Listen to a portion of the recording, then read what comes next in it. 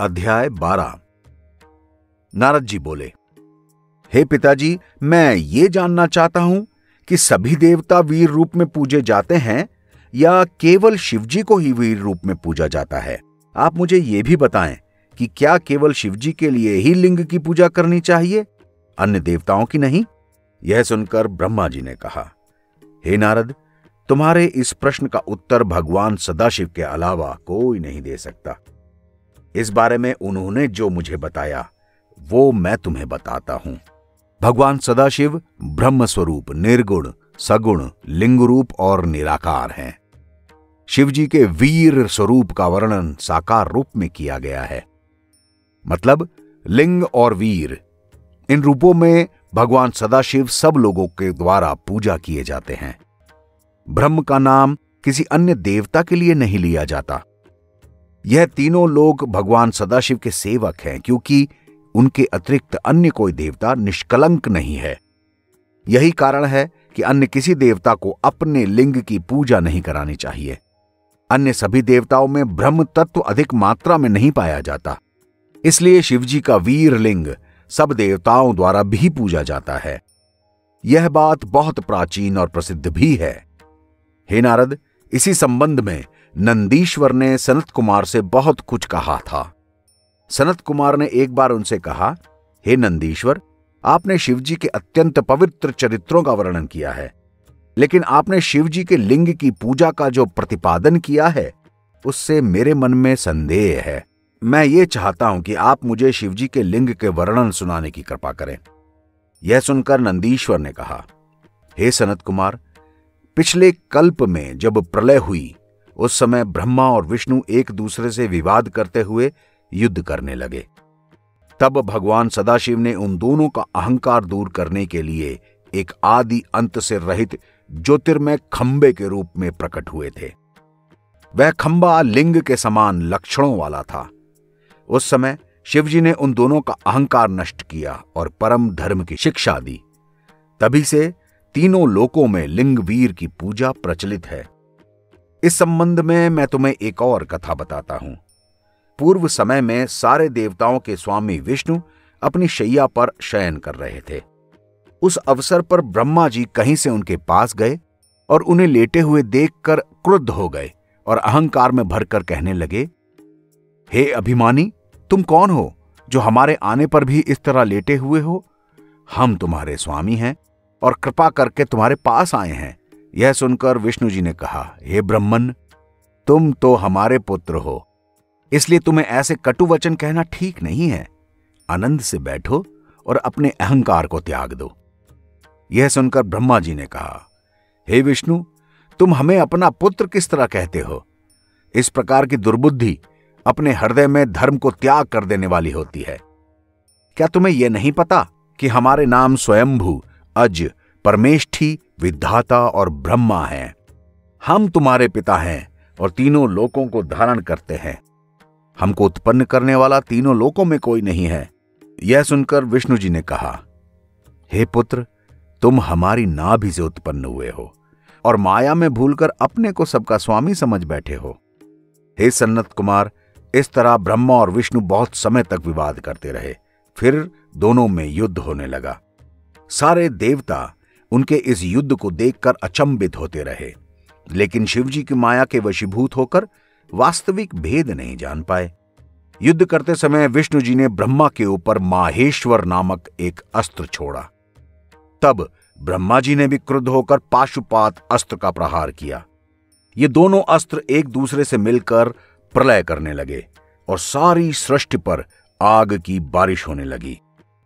उस समय हम सब शिवजी के शरण में आकर प्रार्थना करने लगे।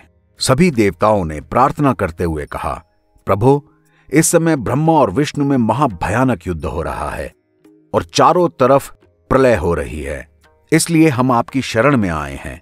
इस प्रकृति को और हमें बचाएं।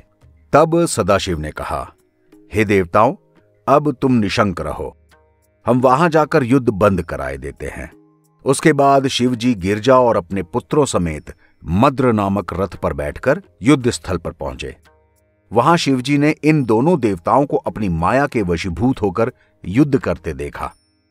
फिर उन्होंने अपनी ज्योति स्वरूप को प्रकट किया।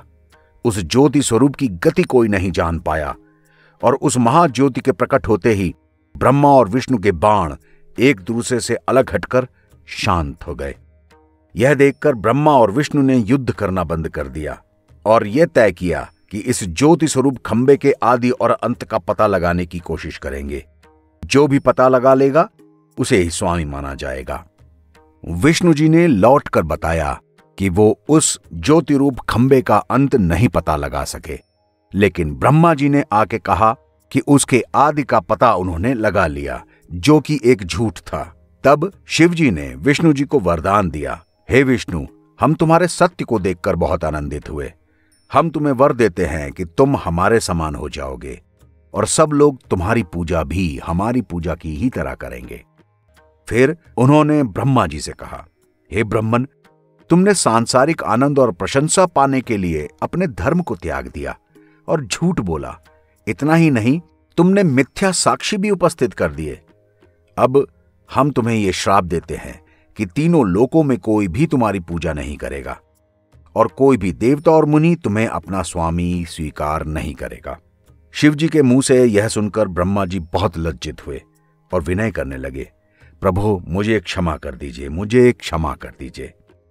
तब शिव जी ने कहा, हे ब्रह्मन, अब हम तुम्हें युक्तिपूर्वक ऐसा वर देते हैं कि तुम वैधानिक मुख कर्म आदि में गुरु तो हुआ करोगे और अपना पूरा भाग प्राप्त करोगे, लेकिन तुम्हारी पूजा ना होगी। हे सन्नत कुमार, उस समय ब्रह्मा और विष्णु ने दाएं बाएं खड़े होकर परिवार सहित भगवान सदाशिव का पूजन किया। तब शिव जी ने कहा, हे ब्रह्मा और विष्णु, तुम दोनों हमारे प्राणों के समान प्रिय हो। आज का दिन परम पवित्र और मुक्ति के लिए है। यह संसार में शिवरात्रि के नाम से प्रसिद्ध होगा। शिवरात्रि का व्रत सब लोगों को आनंद देगा। तुम लोग इस दिन व्रत करके हमारे लिंग की पूजा करना। हम यहां लिंग रूप होकर प्रकट हुए हैं, इसलिए इस स्थान का नाम लिंगालय प्रसिद्ध होगा। सब लोगों की पूजा के निमित्त हम इस लिंग में पूर्ण अंश से विराजमान रहेंगे। इस स्थान का नाम अरुणाचल होगा। जो लोग भी यहां आकर हमारी पूजा करेंगे उन्हें परम पद की प्राप्ति होगी। हे ब्रह्मा और हे विष्णु, यह पूरी सृष्टि 5 प्रकार की है। तुम इसे हमारी लीला समझो। संसार की उत्पत्ति, भरण पोषण, प्रलय, धर्म, अर्थ, काम और मोक्ष, इन 5 कर्मों में 5 देवता निवास करते हैं, ब्रह्मा, विष्णु, रुद्र, महेश और हम। इन 5 देवताओं में से 4 देवता तो सशरीर दिखाई देते हैं, लेकिन 5वां दृष्टिगोचर नहीं होता। तुम दोनों ब्रह्मा और विष्णु भी हमारी शक्ति से पैदा हुए हो और रुद्र और महेश भी हमारी ही देह हैं। रुद्र और महेश अविकारी हैं और तुम दोनों विकारी हो। इस बात को भली भांति समझो तो तुम्हारे मन में कोई संदेह ना रह जाएगा। इतना कहकर शिव जी अंतर्ध्यान हो गए। उस समय ब्रह्मा और विष्णु आदि को भी अत्यंत आनंद प्राप्त हुआ।